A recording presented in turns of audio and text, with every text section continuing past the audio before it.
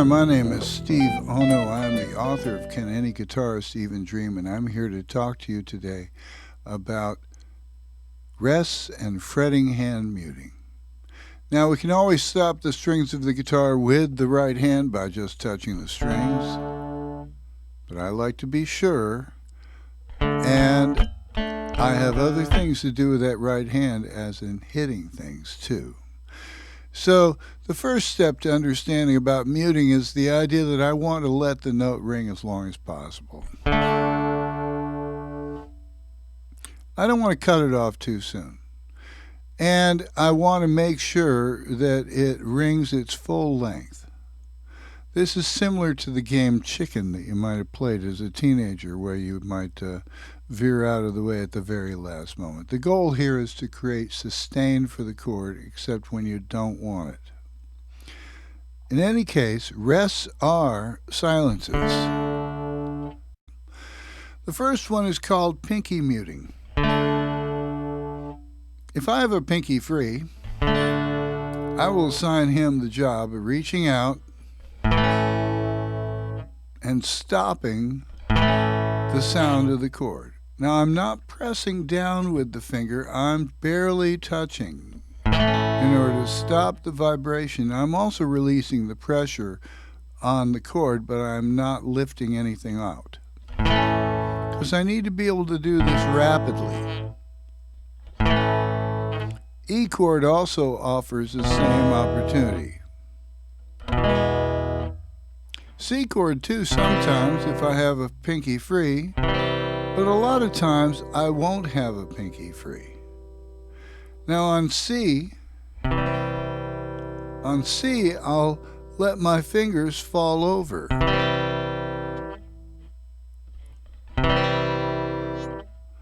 And I'm also touching the sixth string with my thumb as I mute this. Because it's a C chord, I'm conscious of that low E. I don't want it to ring either. So what I'm looking for is silence. Like on, 2, 3, 4, off, 2, 3, 4. That's a whole note and a whole rest of a C chord, right? Now, if I have a G chord, then I'm going to let that third finger fall across. I call that the fall over mute. Use it with the C along with the thumb. Use it with the G as you lay across. And the goal again is complete silence. Okay? Now I also want to keep my fingers in contact with the strings. We'll talk about why we have to do that. If you stop touching the string, it may ring, and we want silence. Here's a half rest. 2, 3, 4. 1, 2, 3, 4.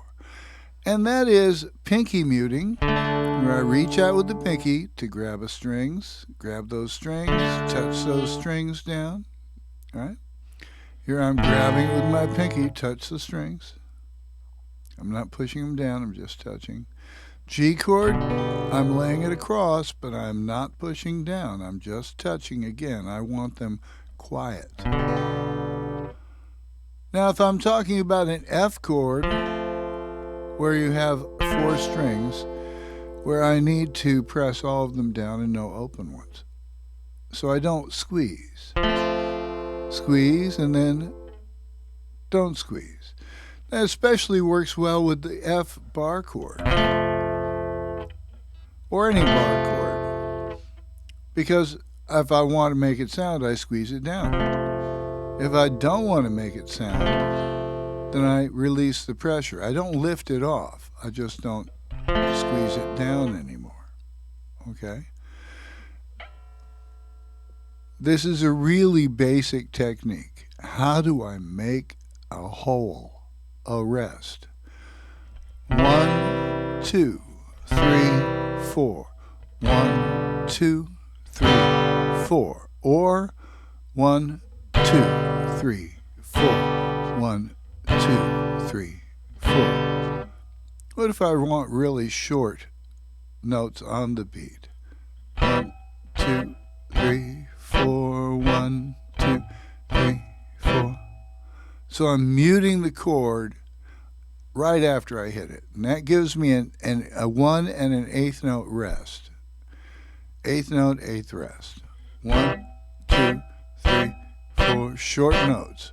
How about 1 and 2 and 3 and 4 and 1 and 2 and 3 and 4 and those are all of the upbeats.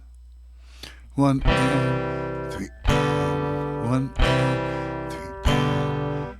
That is the last of the examples, the and of 1 and the and of 3. Now, all of these are functions of using muting in order to achieve rest, but the other aspect of muting has to do with being able to create a more percussive effect, okay, a much more percussive effect. 1, 2, 3, 4, 1, 2. That's a backbeat strum. 2, 3, 4, 1, 2, 3, 4, 1, 2, 3, 4. So I'm putting the rest on the 1 and 3 in order to create the backbeat, and I'm not playing the front beat.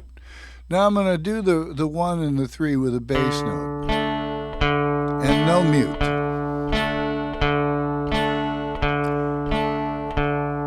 That is the bass note and the chord strum. So I have the backbeat strum only. 1, 2, 3, 4, 1, 2, 3, 4, and then I have the bass note chord strum. Now, the third example here is the bass note and a chank, which means I'm going to hit the chord and then I'm going to choke the chord off almost immediately.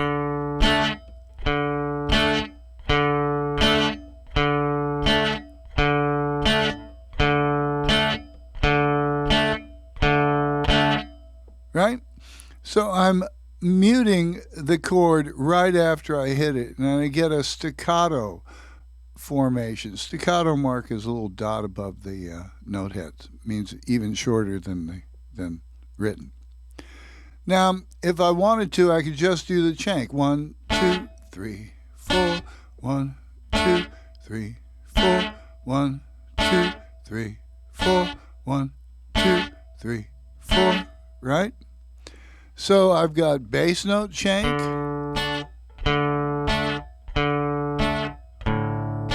I've got chank only. 3, 4. 1, 2, 3, 4. And then the last of the examples is the idea of a chick. I am not going to let the chord even ring. I'm going to use it percussively.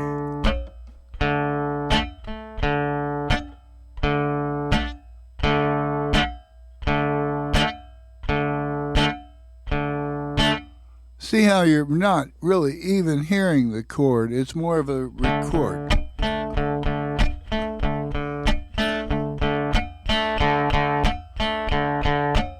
That's a really classic rock move. Okay?